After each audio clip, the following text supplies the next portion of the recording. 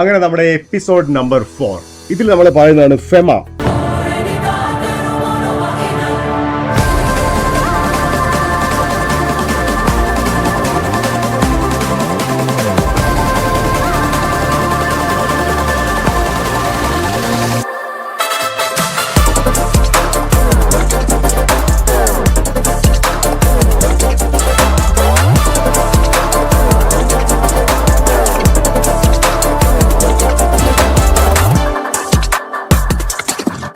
അതായത് എന്താണ് ഫെമ എന്ന് ചോദിച്ചാൽ ഫോറിൻ എക്സ്പോർട്ട് മാനേജ്മെന്റ് ആക്ട്.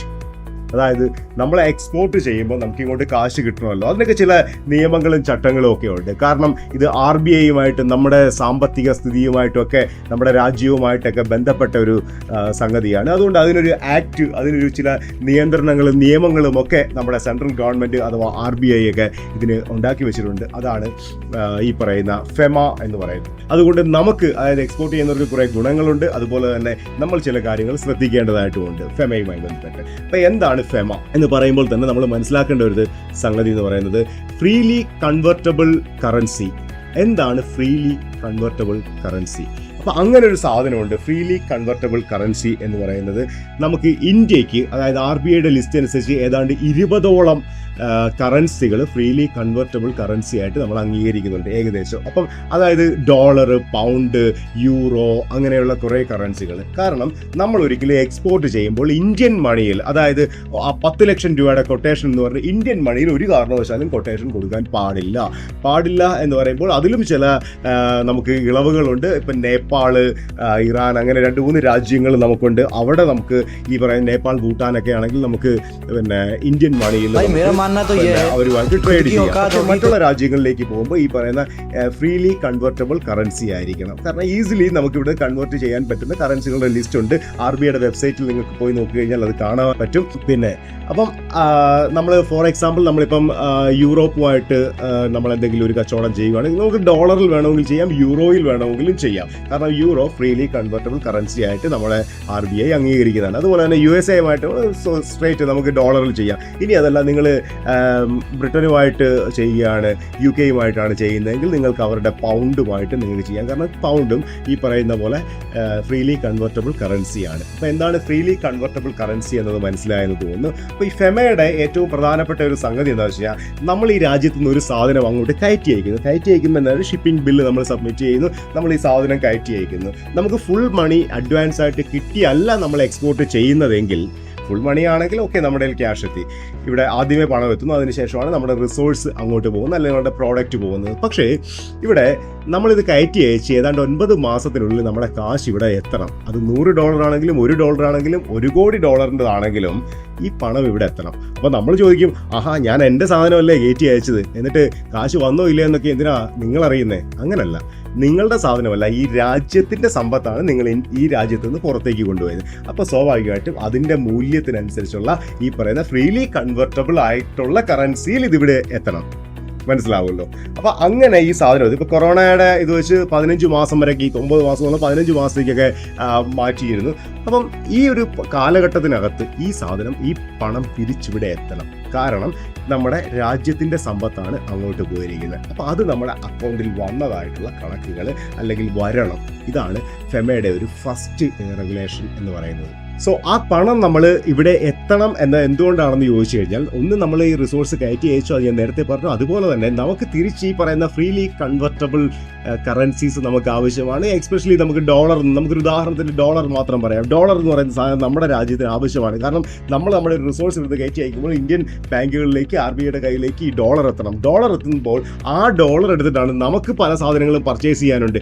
ഇന്ത്യയിലേക്ക് മറ്റു പല സാധനങ്ങളും കയറി വരുമ്പോൾ, അതായത് മെയിൻലി നമ്മൾ നമ്മൾ വലിയ രീതിയിൽ പെട്രോളിയം ഇമ്പോർട്ട് ചെയ്യുന്ന ഒരു രാജ്യമാണ് നമ്മൾ. അപ്പോൾ നമുക്ക് പെട്രോളിയം ഇങ്ങോട്ട് വരുമ്പോൾ, നമ്മൾ മുൻപുള്ള ഒരു വീഡിയോയിൽ ഞാൻ പറഞ്ഞിരുന്നു, നമുക്ക് ഇവിടുന്ന് ഡോളറായിട്ട് കൊടുക്കണം അല്ലെങ്കിൽ ഫ്രീലി കൺവെർട്ടബിൾ കറൻസി ആയിട്ട് നമുക്ക് കൊടുക്കേണ്ടതായിട്ട് വരുന്നുണ്ട്. അപ്പോൾ അതിനുള്ള കറൻസി നമ്മൾ ഇവിടുത്തെ റിസോഴ്സുകൾ പലരും നമ്മളെ പോലുള്ള എക്സ്പോർട്ടേഴ്സ് അങ്ങോട്ട് കയറ്റി അയക്കുമ്പോഴാണ് കിട്ടുന്നത്. അപ്പോൾ അത് ഗവൺമെൻറ്റിൻ്റെ കയ്യിൽ എത്തണം. അപ്പം അതുകൊണ്ട് തന്നെ പിന്നെ അങ്ങനെ നമ്മൾ ഈ പറയുന്ന രാജ്യത്തിന് ആവശ്യമായ ഈ ഒരു കറൻസി നമ്മളിവിടേക്ക് കൊണ്ടുവരുന്നു എന്നതുകൊണ്ട് തന്നെ നമുക്ക് ചില ബെനിഫിറ്റ്സ് ഒക്കെ രാജ്യം അഡ്വാൻറ്റേജും ഇങ്ങോട്ട് തരുന്നുണ്ട്. ഗവൺമെൻറ് ഓഫ് ഇന്ത്യ നമുക്ക് എക്സ്പോർട്ടേഴ്സിനെ വലിയ രീതിയിൽ സപ്പോർട്ട് ചെയ്യുന്നുണ്ട്. നിങ്ങൾ എക്സ്പോർട്ട് ചെയ്യൂ, പരമാവധി എക്സ്പോർട്ട് ചെയ്യൂ, വിദേശ നാണയം കൊണ്ടുവരൂ എന്ന് പറഞ്ഞ് നമ്മളെ സപ്പോർട്ട് ചെയ്യുന്നുണ്ട്. അതോടൊപ്പം തന്നെ നമുക്ക് ചില ഈ പറയുന്ന ബെനിഫിറ്റ്സുകൾ വരുന്നുണ്ട്. അപ്പോൾ ബെനിഫിറ്റ്സുകളുടെ ഇതാണ് നമ്മൾ ഈ ഒരു ഇതിൽ നമ്മൾ എഴുതി കാണിക്കുന്നത്. അപ്പോൾ ഇതെന്തൊക്കെയാണെന്നുള്ളതിനെ കുറിച്ച് വരുന്ന വീഡിയോസിൽ നമ്മൾ എക്സ്പ്ലെയിൻ ചെയ്യുന്നുണ്ട്. അപ്പോൾ ഇതെന്താണ്, ഇതിൻ്റെ ഫുൾ ഫോം എന്താണ്, ഇതെങ്ങനെ വർക്ക് ചെയ്യുന്നു, അല്ലെങ്കിൽ RODT എന്താണ് എന്നൊക്കെയുള്ളതിനെ കുറിച്ച് ഇപ്പോൾ ടെൻഷൻ അടിക്കേണ്ട ആവശ്യമില്ല. നമ്മുടെ മുന്നോട്ടുള്ള എപ്പിസോഡുകളിൽ ഇതിനെ ഓരോന്നിനെയും കുറിച്ച് നമ്മൾ കൃത്യമായി വിശദീകരിക്കുന്നുണ്ട്. സോ അതുകൊണ്ട് തന്നെയാണ് നമ്മൾ ഈ RODTPയുടെയൊക്കെ ഒരു കേസ് പറയുമ്പോൾ നമ്മൾ പറയുന്നത്, നിങ്ങൾക്ക് ₹1 പോലും ലാഭമില്ലാതെ ഒരാൾ എക്സ്പോർട്ട് ചെയ്താൽ പോലും നിങ്ങൾക്ക് എക്സ്പോർട്ട് പലപ്പോഴും ലാഭമാണ്. കാരണം ഗവൺമെന്റിന്റെ ബെനിഫിറ്റ്സുകൾ നിങ്ങൾക്ക് ഇങ്ങോട്ട് കിട്ടും. കാരണം നിങ്ങളുടെ എക്സ്പോർട്ട് 0 പ്രോഫിറ്റിലാണ് പോകുന്നതെങ്കിൽ പോലും ഗവൺമെന്റ് ബെനിഫിറ്റ്സുകൾ കൊണ്ട് നിങ്ങൾക്ക് ഈ പറയുന്ന രീതിയിൽ ലാഭകരമായിട്ട് പോകാവുന്നതാണ്. അതിനെക്കുറിച്ചൊക്കെ നമ്മൾ വരുന്ന എപ്പിസോഡുകളിൽ പഠിക്കും. അപ്പോൾ അതുപോലെ എന്താണ് ഈ പറയുന്ന ഈ ഫെമയുടെ ഒരു മെയിൻ ആയിട്ടുള്ളൊരു കാര്യം എന്ന് ചോദിച്ചു കഴിഞ്ഞാൽ, ഇല്ലീഗൽ ആക്ടിവിറ്റീസ് പരമാവധി ചെയ്യാതിരിക്കുക. ഫോർ എക്സാമ്പിൾ ഞാനൊരു കാര്യം പറയാം. ഇപ്പം നമ്മൾ ഇവിടുന്ന് ഒരു സാധനം, ₹1 കോടി ഒരു സാധനം, അല്ലെങ്കിൽ 10 ലക്ഷം രൂപയുടെ ഒരു സാധനം എൻ്റെ ബ്രദർ ഇപ്പോൾ USA ഉണ്ടെന്ന് കരുതുക. ഞാൻ എൻ്റെ ബ്രദറിന് കയറ്റി അയക്കുന്നു, ഇവിടുന്ന് കയറ്റി അയക്കുന്നു 10 ലക്ഷം രൂപയുടെ അല്ലെങ്കിൽ $10 ലക്ഷം ഒരു സാധനം കയറ്റി അയക്കുന്നു. എന്നിട്ട് അമേരിക്കയിൽ നിന്ന് ആ കാശ് ഫെമയുടെ റൂൾ അനുസരിച്ച് അല്ലെങ്കിൽ ഈ പറയുന്ന എക്സ്പോർട്ടിൻ്റെ റൂൾസ് അനുസരിച്ച് ഇന്ത്യയിലേക്ക് ആ പണം വരണം. അതിന് പകരം ഞാൻ എൻ്റെ സഹോദരനാണല്ലോ എന്ന് പറഞ്ഞ് അവൻ്റെ അക്കൗണ്ടിൽ നിന്ന് ഇങ്ങോട്ട് ഇന്ത്യയിലെ അക്കൗണ്ടിൽ നിന്ന് എൻ്റെ അക്കൗണ്ടിലേക്ക് ക്യാഷ് മാറ്റുകയാണെങ്കിൽ അത് എക്സ്പോർട്ട് അല്ല, അത് ഇല്ലീഗൽ ആക്ടിവിറ്റി ആയിട്ടാണ് കണക്കാക്കുന്നത്.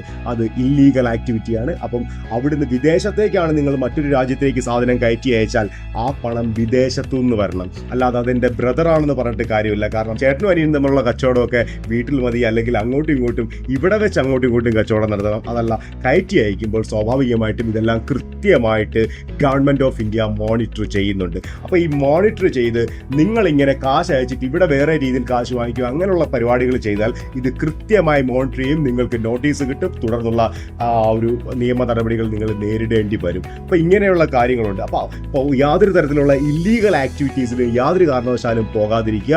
നേരെ പോ. കാരണം നിങ്ങൾക്ക് ഒരു ലോങ് ടൈമിൽ നല്ല രീതിയിൽ എക്സ്പോർട്ട് ബിസിനസ്സിൽ നിങ്ങൾക്ക് വലിയ രീതിയിലുള്ള സമ്പത്ത് സൃഷ്ടിക്കണമെന്നുണ്ടെങ്കിൽ സ്വാഭാവികമായിട്ടും ഒരു ലീഗൽ വേയിൽ മാത്രം ബിസിനസ് ചെയ്യുക. ആ ലീഗൽ വേയിൽ ചെയ്യുന്നവർക്ക് ഗവൺമെൻറ് ഓഫ് ഇന്ത്യ നൽകുന്നത് വലിയ പാരിതോഷികങ്ങളും വലിയ സപ്പോർട്ടാണ് നൽകുന്നത്.